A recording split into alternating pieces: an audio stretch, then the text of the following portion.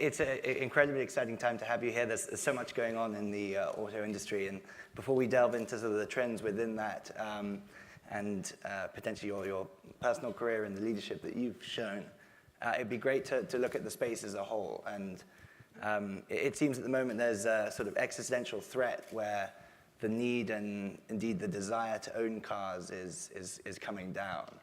How do you lead such a huge, iconic company in that context?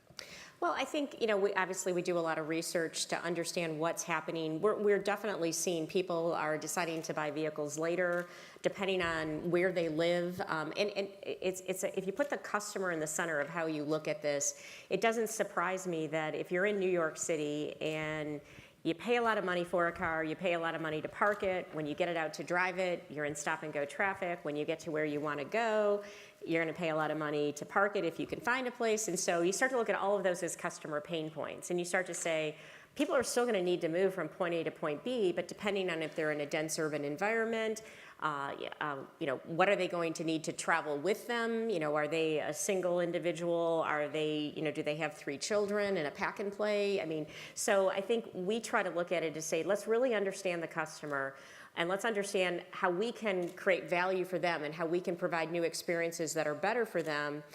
And that kind of drives us on how we make decisions about what we invest in and different concepts of why we did the alliance with Lyft, why we bought Cruise Automation, why we started our own car sharing program, Maven. It's all with this intent to make sure that we're looking and saying, how do we provide the most value for the customer as they get from point A to point B? Right, and in these times of sort of quick change, presumably that requires a change of behavior equally at General Motors. And it's over 100 years old, over 200,000 employees. I'm sure you know these stats. But more seriously, historically the focus has been on a long product cycle, on lean operations, not on taking risks, on iterating quickly. As we move from a hardware-centric world to a more software-focused one, how do you change the behavior to become more dynamic, more entrepreneurial? Well, you make a really good point, and we've invested a lot of time in that. One of the, people have this 100-year-old view of General Motors, and one of the stats that I throw out that usually surprises people is almost 40% of the employees, the salaried workforce, has been with the company less than 5 years. And so we are, there's a lot of new talent that has come to the company. As we've done that, we've, kind of remixed the shift of there used to be a lot of people who worked on body structures, and now we have a lot more software engineers in the technical area. So, we've really managed how we shift the skill set of the organization, because even if you take the traditional car, 10 years ago, when you look at a car, it had a radio, maybe had some systems on it, but now every vehicle we make, even, I'll say the most base vehicle, has tens of millions of lines of code in it. So we've been making that shift and have a lot of new talent that has come to the company. But then the second part of your question is, we're a long development cycle. If you start from, from a blank computer screen, not a piece of paper, you're really going to be on a 4 to 5 year development plan to put a new car into the marketplace. But when we're doing a Maven, a new offering for Maven, it's on a week cycle. It's how quickly do you create the software to add the new functionality to the app. And so we've really had to challenge ourselves to know when we need to move at a vehicle development cycle, because in our business, the average age of a car is 11.4, I think it's over 11.4 years. So we're making a product that's going to be on the road for a very long time, and has to be, safety is an overriding priority with that.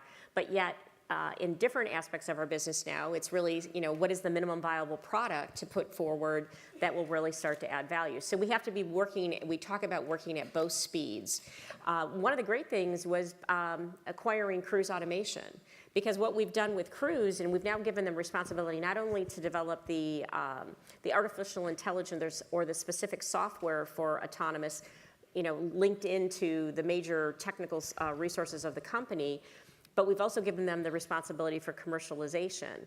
And we have, I'll say, a very thin line of a handful of people that they go to when they want to, leverage the vast resources of General Motors. There's like a pretty hard wall with the big company wanting to go into the startup because we don't want to overwhelm them with help and slow them down. And so it's really allowed us to kind of learn I'll say at startup speed, how to run a major initiative, a very important program that we're working on from an autonomous driving perspective, and we're able to start to infuse that type of thinking into the broader organization. So, the added benefit of acquiring Cruise was not only the wonderful technology and the talented people, but it was also just driving the whole company to work at startup speed. Got it. And speaking of autonomous cars, I think we'd all acknowledge now it's a matter of when, not if. What should we as sort of citizens be most excited about in that transformation, and what should we be most concerned about? I think what you should be most excited about is safety, because 96%, if you look at the latest statistics, 96% of all fatalities, and this is US data because it's readily available, are due to human error. And so as you get into autonomous vehicles, you are going to be moving to a much safer way to be moving from point A to point B. So I think that's one of the most significant. It also is, if done well, is more convenient, gives you time back. You can be doing other things in the vehicle, having different experiences, or I call it a vehicle, but in the whatever we want to call what moves you from point A to point B. I think worried about is, I don't know if the customer is necessarily worried, but I think it's also, I wouldn't call it a worry as much as an understanding, is that for a very long time, autonomous vehicles are going to be interacting with, vehicles driven by humans, and it's going to be moving to a much safer place, but that doesn't mean that, everything is going to be perfect. Nothing in life is perfect. No software program is infinitely perfect. And so I think understanding, how we make that transition in today's world, I think will be important, that we spend some time educating, but also helping people understand what the technology is capable of and what it's not, and especially when we're going to be, for a very long time, we'll be in a world that has both. Right. And you mentioned the significant investment you made in Lyft earlier. I think at one point there was even talk of potentially acquiring it. But what's the game plan there, and particularly given what's happened more recently, how do you think of trying to delete Uber? Well, that's Lyft's subjective. I would imagine the way we look at it and why we did the alliance is we believe that autonomous driving for an end consumer will first happen in a shared environment. Now, why is that? One is because as we first put the vehicle out, we'll want to own it. Until we go through the rapid cycles of getting the sensor costs down, there's going to be costs. So it's going to make sense to have it in a shared environment, but also because the vehicle will start with limited capability. Right now, we're limited on how fast the vehicle can go based on how fast we can process the data coming in from the sensors. That will change, and that will change rapidly. So what will happen? The cost curve will go down as the capability curve goes up. Of how does it manage a tunnel? How does it manage different snow and fog and all the other different elements? And so I think that as we look at it, that's why it was so important to have an alliance. And we've actually learned a lot about the ride sharing space through our alliance. But very important, because that's where we think the first major opportunity is for autonomous vehicles. Right, so maybe summing up all these kind of first few questions, what does General Motors look like in 10 years' time, 20 years' time? I don't think anyone knows, but I think, my view and what I work hard every day to make sure is that General Motors is leading the transformation. Because when I look at the assets that we have, not only the deep technical talent of doing, again, machines that and technology platforms that are on the roads for more than a decade, and leading in how do we focus on the customer to make sure that, it's not just technology because we can, but how do we solve real issues? How do we make the world better from a customer perspective, from an environmental perspective, from a congestion perspective? And so I believe with all the assets we have, that we have a unique ability and responsibility to lead that transformation, to do it exceptionally well, and improve the whole transportation space. Got it. The political environment has also seen significant changes. A big part of President Trump's campaign was bringing jobs back to the US. General Motors has manufacturing hubs all over the world. You're also part of his business council. How do you sort of balance that, and how do you think about bringing all manufacturing jobs back to the US? Well, I think first, our general philosophy is where we build where we sell. And in the United States, for example, 70% of the vehicles we sell in the United States are built in the United States. If we look at just total number of vehicles built here versus sold here, it approaches 80%. So we do have a lot of jobs. We have over 100,000 jobs in this country alone. So part of it was making sure people understood our industry. We also, though, my responsibility is to manage the company and deploy capital in the best interest of our owners, our shareholders. And so I've got to look at that and make sure, easiest thing in the world is say, oh, I'm going to build a factory here and I'm going to bring a bunch of jobs here. But if that's not sustainable, if that wasn't the best decision for the company, it's a very temporary situation. You have to have a vibrant, strong company to have job security and provide jobs over the long haul. And I think that's what the end goal is here.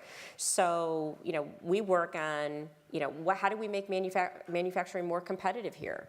How do we, take away across the globe, there isn't necessarily a level playing field and what can come in versus that can be exported. So there's a lot that we can work on that's going to improve jobs, but the foundation of it has to be good business economic sense. Otherwise, it's not sustainable, and you really haven't done it. In the long term, it's not going to do anyone it's not good for anyone.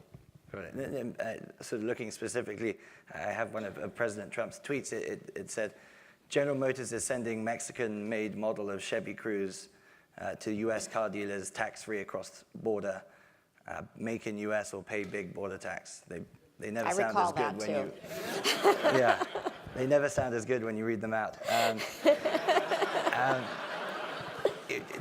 General Motors is clearly not alone in facing tweets from President Trump. Given particularly the lack of clearly defined policy that we've seen, how do you react to a tweet like that? I think the first thing is don't overtrain on it. Because if you step back and say, okay, his message is jobs, that's pretty clear. We were within, I don't even think it was an hour before that tweet came out, we were able to put the facts on that specific vehicle that, yes, is built in Mexico, but then it becomes the economics of building cars. We probably sell, less than 10,000 of those vehicles in the United States because a hatch is something that, it's a segment that people want, but not, it's not a dominant segment. And that's true for most countries. So placing that business in Mexico with all the free trade agreements they have allows you to offer that vehicle. If you said, I can only offer it if I build it here, I wouldn't capitalize it, so it wouldn't be available. And so part of it was just explaining that the Cruze, the Cruze sedan is built in Lordstown, Michigan, and a factory is dedicated to it. I think that pretty much subdued that. But I stepped back and said, okay, I'm not going to overtrain on the tweet. I'm certainly not going to get into a tweeting exchange. Let's put the facts. I don't have those tweets that you said. But if you think about it, I stepped back and said, okay, what is the real message? And let's now work constructively on trying to create more jobs. One of the things I'm really proud about at General Motors is with the 100,000 people we employ, those are good middle class or better jobs in this country. And I'm really proud of the jobs that we provide. So let's look on how does it make good business sense for us to do more of that as opposed to responding to a tweet. Got it. And I guess that more formally, lots of potential trade policy coming up. Is there anything that you're thinking will benefit General Motors substantially or workers in the Rust Belt? I think workers across the country, but I think getting a level playing field. I think that's all we can really ask. We shouldn't ask for advantage, that is artificial. Again, my opinion, let's have a equal playing field, and then, I can create more jobs if I sell more vehicles, if I, make more vehicles here that I can export because it's not a 10, 20, or 30% tax as they're sent to another country. Our main message is a level playing field, and then let us compete, and we'll bet on us. Got it. And then we saw that some CEOs, so Travis from Uber, obviously chose not to be part of that business council in the end after a reaction from their user base. Was that something that crossed your mind as well, given with parts of your customers it's an unpopular administration? First of all, it's our administration. I have voted in many elections, and there's been times, the candidate I voted for was elected, and there's been times that candidate hasn't been, but it then is our government. And so when you're asked to serve, and with as important as our industry is to the country and jobs and what we do, to not take the seat at the table if it's offered to you, I just think is a missed opportunity. And so when I represent the company and to have that voice into the government, I think is vitally important. And I think it's proven to be very important for us to communicate a very complex supply chain as it related to the border tax initially when those conversations, or the fact that there wasn't a level playing field across many countries that can send vehicles here with no tax, or to talk about job creation and job training. And there's just been a whole host of issues that we've been able to have a strong voice into it. So to miss that opportunity, I wouldn't consider that. And you mentioned having a seat at the table. Would you ever consider a more permanent seat at the table? I think I just answered that question about a week and a half ago. But no, I've been at General Motors for 37 years. There's just so many exciting things we're working on with transforming the industry. That's where my heart is, that's where my passion is, and that's where I will work. And I think I can contribute to if we execute what we're working on. I think that we can really contribute to the country and to the globe, because we do business in many countries. So I think that's where I belong. Makes sense. Okay, I will. I'll change my track. So one of the other things is you're obviously widely considered as one of the faces of successful women in business. There sometimes appears to be an expectation that will therefore make you a champion of women in the workplace. Is that ever something that's frustrating, or how do you handle that? Well, I guess I'd like to be a champion of people in the workplace, because I believe fundamentally that you'll have create the best experience, have the best results when you engage the hearts and minds of your people. So, that's the way I look at it. Is there, clearly, if I can be a role model for young women to want to pursue a career in STEM, which I think is so vitally important, or for them to say, I'm going to aspire to do this because I've seen her and she did it, so why can't I? And if I can provide that role model, that makes me extremely happy. I had, in my first year in the job, I had somebody come up to me and said, because of you, my daughter has chosen to study engineering. And it was like one of the best comments you could get. And so, for sure, that is very meaningful. At General Motors, because, you can't say diversity is so vitally important for the success of our company. And it's not something that you can say, well, I did it and it's done. It's something you continually work on. I champion a group of the most senior women, so the top 35 women in the company. But it's really, for me, it's getting them to say, okay, don't come to me and tell me everything that's wrong. You're a senior person in this company. Go tell me how you're going to solve those problems and what you're going to do to make it better. And, we now meet 3 to 4 times a year and work on what are some of the issues with women in diversity. Because what I found earlier in my career as I worked on diversity is generally, a lot of times when you solve issues for women, you solve issues for everyone. Because a lot of time men have the same issues, or if it's a minority issue or whatever it is, a lot of it can get solved with solving the issue that's termed the woman's issue. And so I'm dedicated to that, but I also believe it's you want to win the hearts and minds of your entire team. Right. And if we now look back to sort of the start of your career. You came through as a co-op student with General Motors, then spent 37 years rising to the top. A lot of us now, I think, don't expect to have such a long-term career at one company. What would be your advice for us in considering that? And if you're reviewing resumes now, how do you think about someone that's maybe got a wider breadth of knowledge versus a depth of knowledge, and someone that stayed in one place for a longer time? Well, you need people who have breadth and depth, depending on what the role is. So I look for that. I don't necessarily look and say, oh, this person's been at 4 companies and this person's been at 1. I want to sometimes understand, because if the person's been at 4 companies, why did they leave? And a lot of times they leave for very good reasons. Sometimes they, if you get to a point where, well, I had an issue here, then I had the same issue here, and I had the same issue here, and I had the same issue here, maybe you're the issue. And so, I kind of want to probe a little on that. But beyond that, that's not important to me. It's really what the skills and abilities and experiences that they bring and the leadership that they bring. I've been at General Motors for 37 years. I wouldn't say when I started and graduated as a co-op student that I was going to be here. I didn't have this plan, oh, I will be at General Motors for 37 years.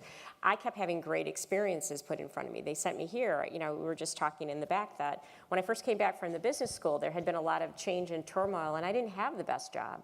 And it wasn't one of those that I was passionate about. And fortunately, in about a year's period of time, and especially by 2, the situation changed, and I chose to stay. So I always believe in your career, life's too short to work for a company or be in a position that you don't love.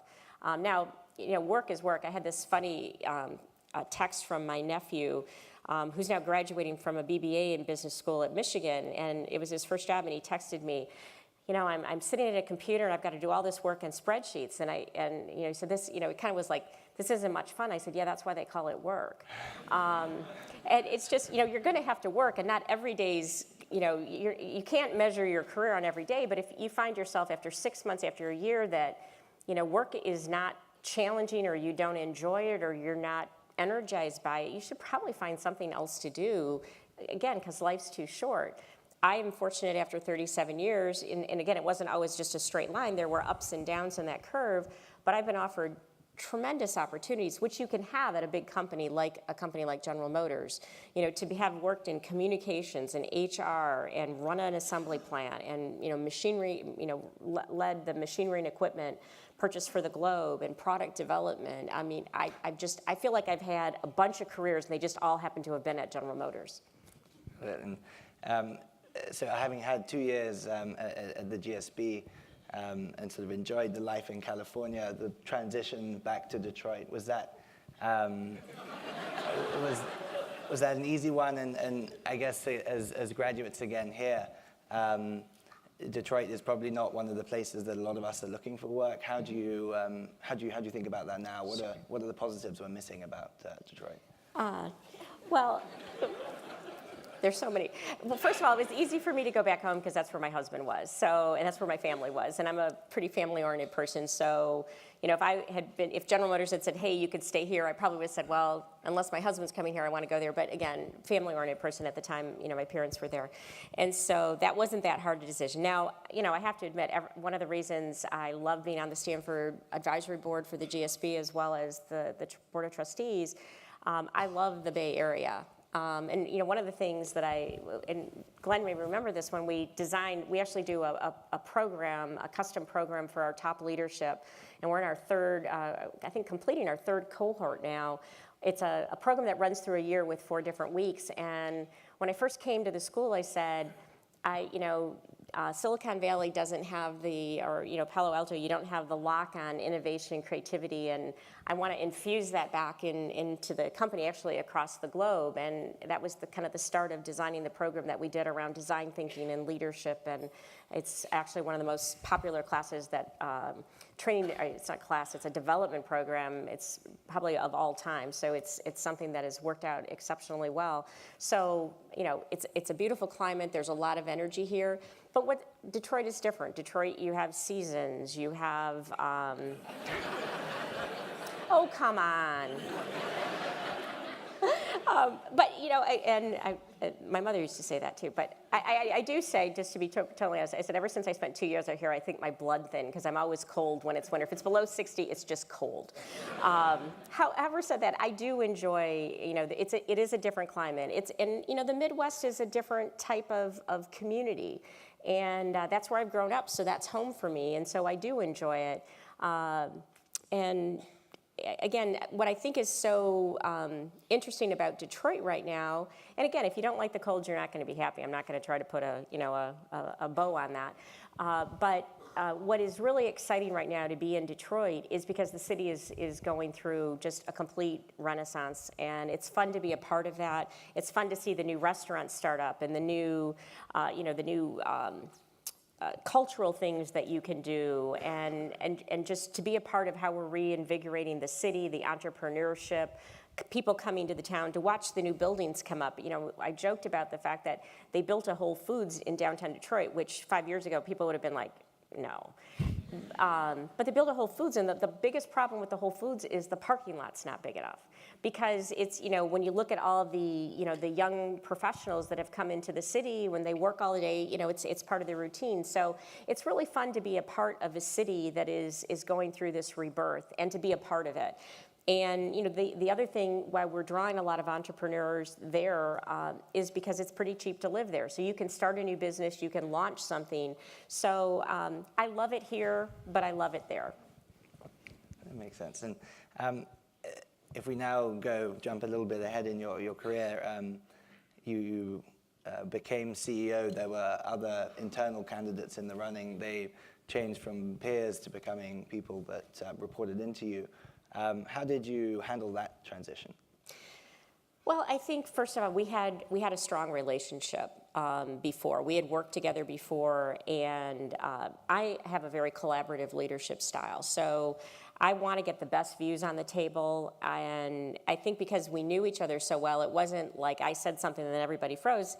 And I want people to challenge me. I'm going to, come at an issue, and if I've got a point of view, I'm going to come at it pretty hard and be pretty convicted. But if someone presents a compelling counterpoint, I want to hear that. And so I try to make sure there's a lot of constructive tension and that all views are heard. I mean, there's times on really important decisions where I go to every single person around the table and say, what do you think?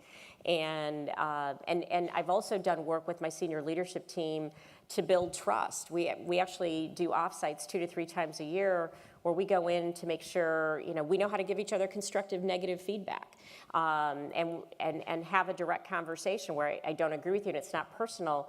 But so I think because that's my style of being pretty collaborative, we were able to work through it pretty quickly. There was probably a couple little, where you kind of had to renegotiate what how the relationship was going to work. But I would say, a few weeks, maybe a few months in, it was kind of a non-issue. And that collaborative style, is that partly because of the experience you had at the GSB as well? The offsites you talked about sound like some of the courses that we do here. Was that like a big part of the collaborative style that you used?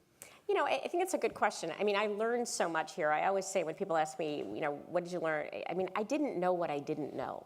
I mean, I had an engineering background. I had worked in a big company, but more in a focused area. And so it was so broadening to come here and understand the several aspects of business. So it's always been a foundation for me. But I think your point, it probably does root back to all those group projects you're doing now, where you could probably write the paper a little faster, but it wouldn't be as good because it wouldn't be fusing together 4 views or having those debates about what's better. And I think you're right. I think it takes more time, but in the end, you get, I think, a much better answer that you can then execute.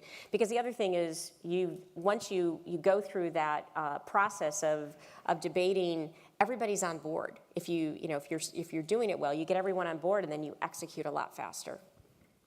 Makes sense. And then, right at the time that you did become CEO, you had to immediately handle the faulty ignition switch crisis. How, if you had been CEO before that rather than in the direct aftermath, was there anything that you could have done differently, or any changes that you could have made to avoid it? Clearly, if we'd known about it sooner, we could have made better decisions. But one of the things that I think is not well known from the way that it was covered in the media was this was an issue that was unfortunate that over a long period of time mistakes were made.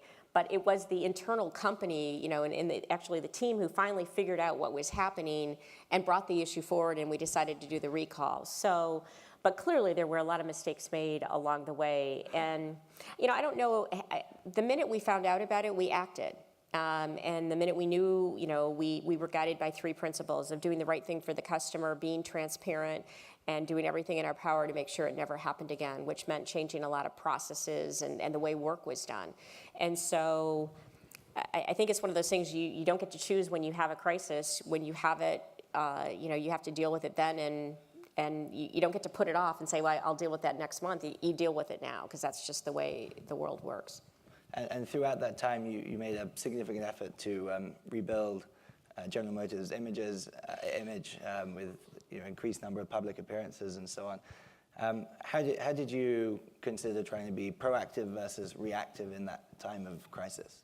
I think you have to be proactive, because especially with how fast communications happen today, if you don't if you don't get the facts out on the table, that void will be filled with misinformation.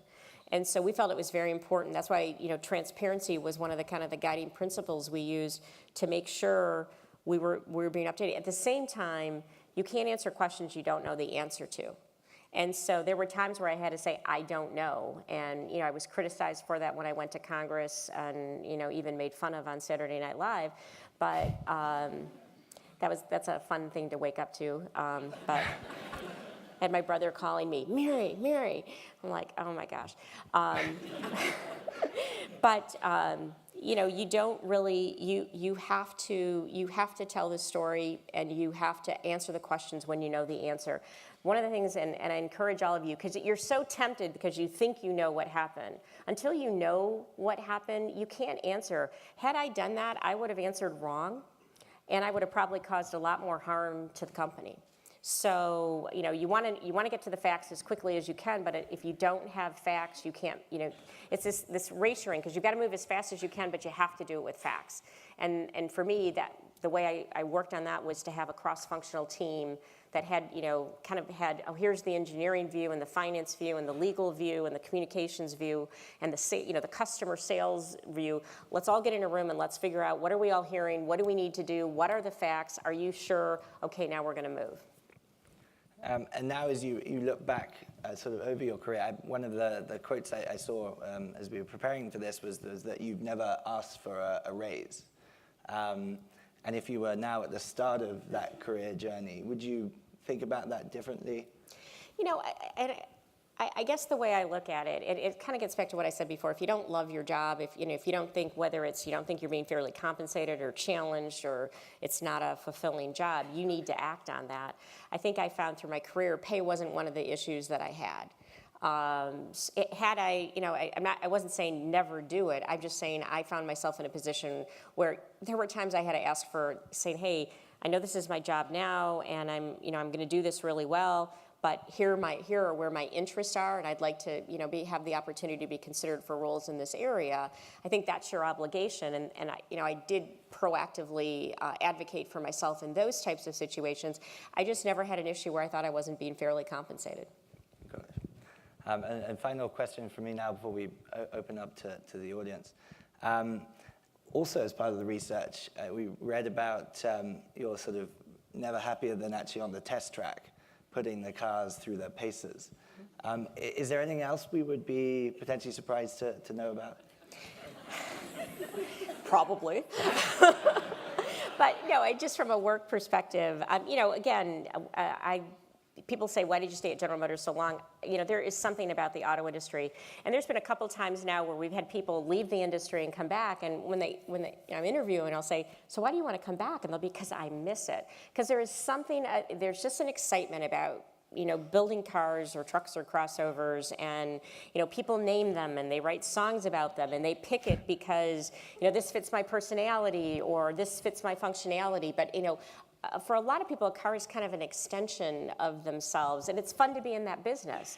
And then, I feel like we're in the technology business, we're in the fashion business, and so I love the industry. And I always say my best days are either spending time at design staff, because then you're looking at what is the next generation of this, or what is an all-new vehicle in this segment going to be, and the minute I see it, I'm like, oh, wait, why is that 2 years out? I want it now. Or, getting to spend time in our Milford Proving Grounds or some of the test tracks we have around the world, and driving our vehicles, and, when I was running product development, every Friday afternoon, we'd go out to our proving grounds and we'd drive our new cars or cars that were under development. We'd drive it against the competition, and we'd spend the afternoon. And it's what we do. So it's a lot of fun. Amazing. Well, at this point, I'll look to my colleagues.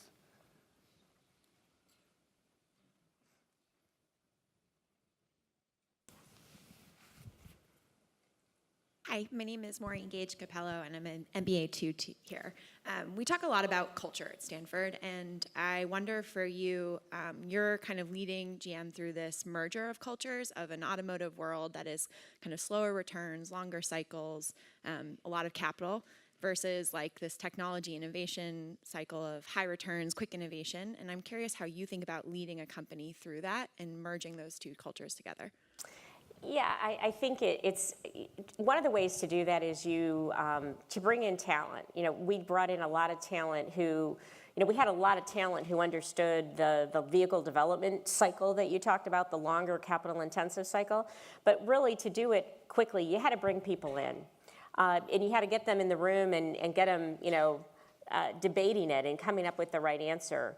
Because you can do certain things, and especially in the vehicle, when you look at all the things you can do in a vehicle now with connecting your phone and all that different technology, or just the different functionality, better word, that you can do in a car now that you couldn't do 5 or 10 years ago. But how that works how you're technically doing that and still protecting the braking and the steering system, but providing all this functionality is, and most people don't understand. They'll be like, well, why can't I control this? Well, that's pretty core to the engine performance type of thing. So, but getting the two mindsets in the room and coming up with the winning solution is the best way to do it fast, I've found. And then just, from a culture perspective, to me, when I look at culture, it's about behaviors. So when people ask me, what are you most worried about? I'm confident we have good answers, but will we get them to market fast enough? And so constantly re-emphasizing the speed, but yet, sometimes an organization, especially an engineering organization, will take you so literally that you have to make sure that you're talking about safety and, one of the things we always say, we want results, but we want them with integrity. And so it's really, to me, talking a lot about behaviors, but when you're trying to blend two very different worlds, it's pretty hard to take this person or this person and switch them and have that be successful. But you put them together, and they can be really powerful.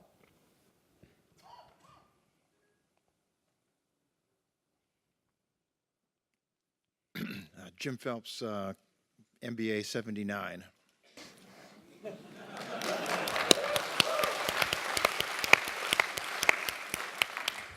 No cane, no walker.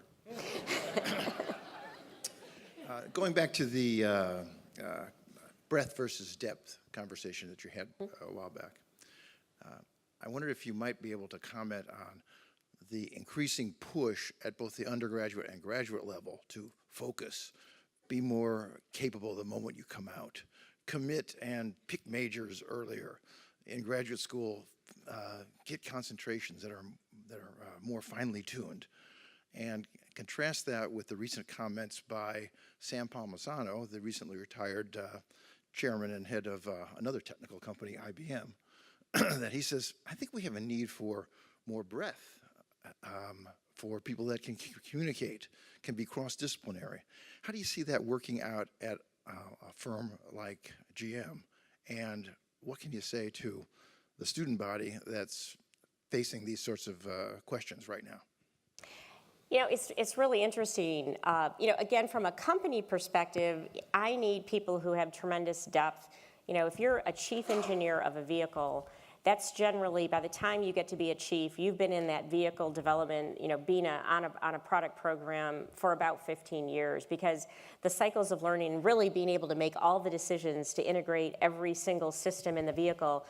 The way we do it, it's a really small team that is the chief engineer, and then the electrical group and the powertrain group and the body structures group and the infotainment. They're all coming together, but they're the ones who've got to make those trade-offs. So there's certain areas where we just need tremendous depth. And then there's areas where you need somebody to say, yeah, I understand this, but I do need the breadth because you need to make the trade-off. So it's kind of, you need to make the trade-offs this way or this way. That's why I say you need both. And I'm going to answer the second part of it as a mom, though. I mean, so I have a sophomore in college and a high school senior, and I just, we are just asking, I go back, and not that we can go back to when I was a kid, but, how can you know when you're 16 years old exactly what you want to do for the rest of your life? I mean, I'm not sure I know what I want to do at age 55 for the rest of my life. And so to make, so I think there's a need to, if you're studying engineering, to still have some broadening classes and some, some from a liberal arts perspective, or the liberal arts school, or to understand philosophy. I think it makes you a better engineer. So this, I'm only going to do this, and I'm going to focus, and I'm going to be the best person on this one technology. Especially, it's one thing if you make that decision, in once you get into your career. I remember one of the most valued people when I was running the manufacturing engineering group was my welding expert.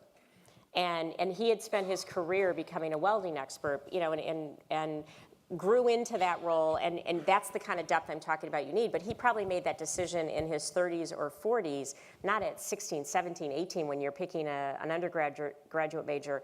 So I'm a big proponent that, as you're at a university, to, yes, if you know for sure this is what you want to do, I still think you should get some broadening classes and challenge yourself to think a little differently. If you don't know, that's okay. And then you need to take a broad sweep. So again, I have one child who knows exactly what he wants to do, and I have another who doesn't. And I'm telling them both, take some of those classes that are going to broaden, that you're not sure about, because again, I came here thinking I was kind of checking a box, and I didn't know what I didn't know.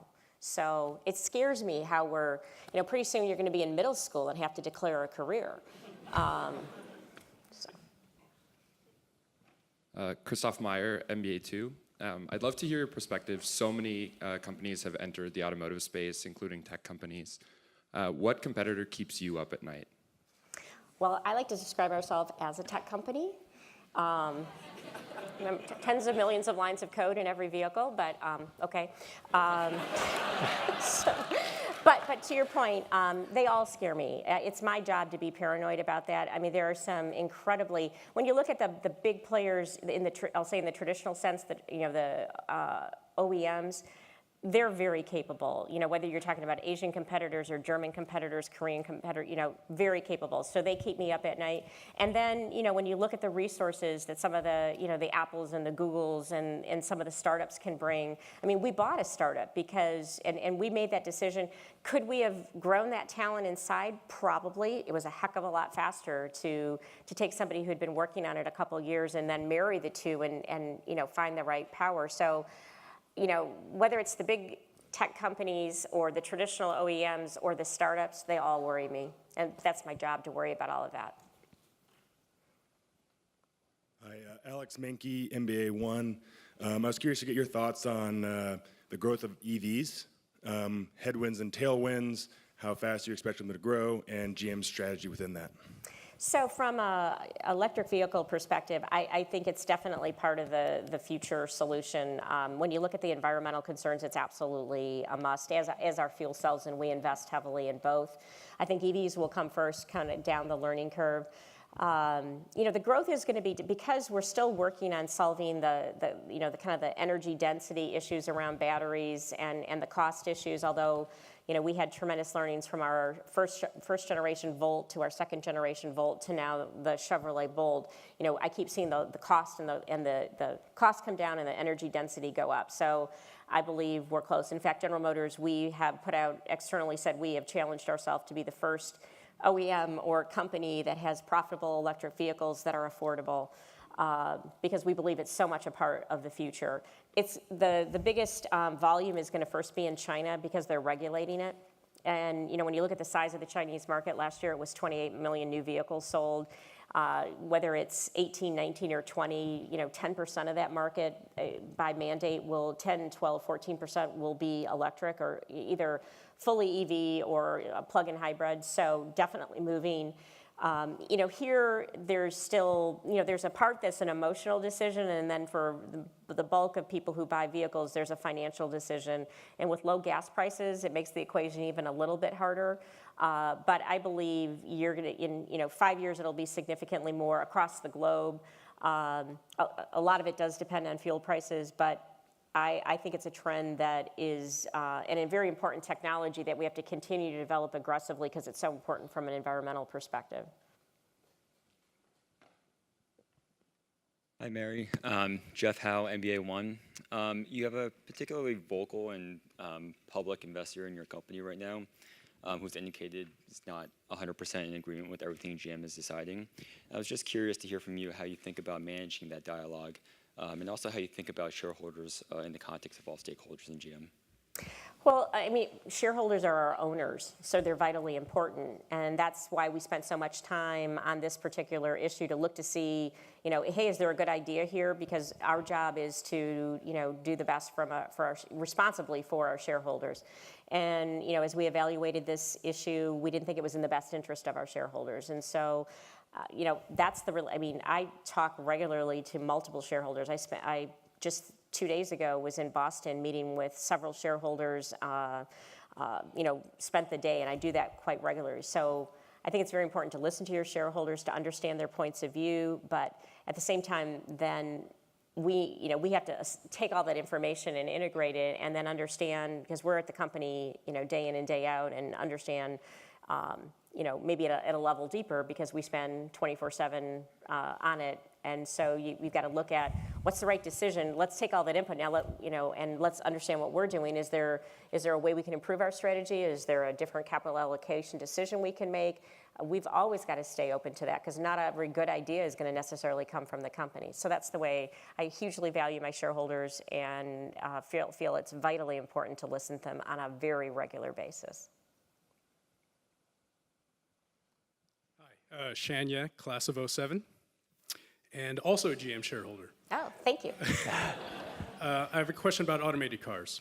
Assuming that the future includes automated cars talking to each other through a protocol, my question is, how do you think we're going to get there? Do you think the market's going to pick a winner among OEMs or tech companies, traditional tech companies, or do you think government's going to, set a standard or play a role? Well, I think if you're going to have the vehicle-to-vehicle communications, which we actually, have a vehicle that has that capability on it now. It's pretty limited because it's one model. I think the government has to play a role, and there's already a standard set and a spectrum dedicated to it.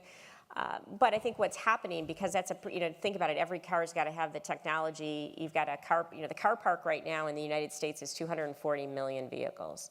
So, and if at a rate of a pretty strong market now of 17.5 million vehicles a year with cars out of the road, it's a long journey to have fully V2V capability.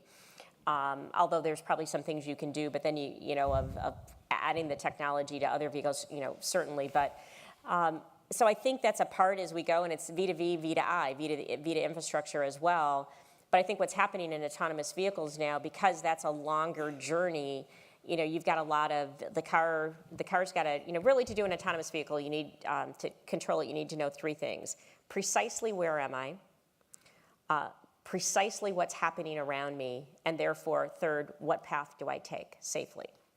And we're doing that with other technologies, but clearly the V2V and the V2I technology, I think down the road, has it to take it to even another level of not only safety but efficiency. But we're a ways off. Hi. My name's Catherine Wyman. I'm an MBA 1. When you guys were talking about the roles that cars have played in American culture, it really resonated with me because I'm from Texas. And so I was wondering if you could comment a little bit about how you see the role of cars, and maybe more specifically GM, playing in the next generation of Americana. Well, again, as I started the conversation, I think it's our job to not say, here, customers, the solution for you, but to listen to the customer and say, what does technology enable us to do? how are cities changing? How is transportation changing? And then provide the most efficient, best, solution from a customer's perspective. So I think one of the key things we need to do is really understand what the technology is capable of doing. Not only, and a whole new world opens up when you have autonomous vehicles of what do you do in the vehicle, because you're still going to have the, at least for a period of time, the physical time of getting from point A to point B. How do we make that more efficient? How do we make the environment what you're able to do? I mean, that's why it's so exciting right now to be in the auto business or in the transportation business, because there's all, it's really, we have to be customer driven in how we deploy the technology most efficiently, because I think that's who wins. Hi, good afternoon. Saurabh Singh, MSX program. When you got into GM, the way I look at it, it was like starting up a 100-year-old company. What were your biggest challenges when you got into that role and you had to jumpstart something that's been around for so long? Are you talking about when I became the CEO? Yes, please. Okay. I had been part of the leadership, the senior leadership team for a handful of years before I had the opportunity to be the CEO. So we were already working on transforming the culture, simplifying the company, eliminating bureaucracy, making sure people were empowered to do their best.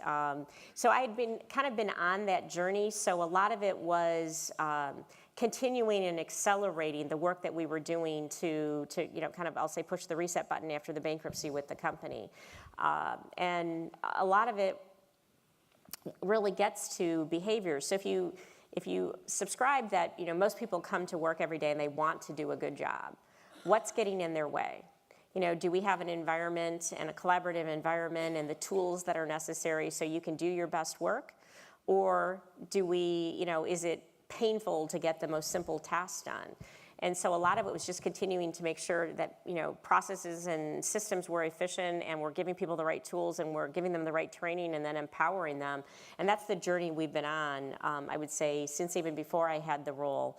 And continue to do that today. We spend a lot of time working on what are the right behaviors, what are the company's values, and how do we really infuse that, because then it gets to that capturing the hearts and minds of everybody that are going to deliver superior results.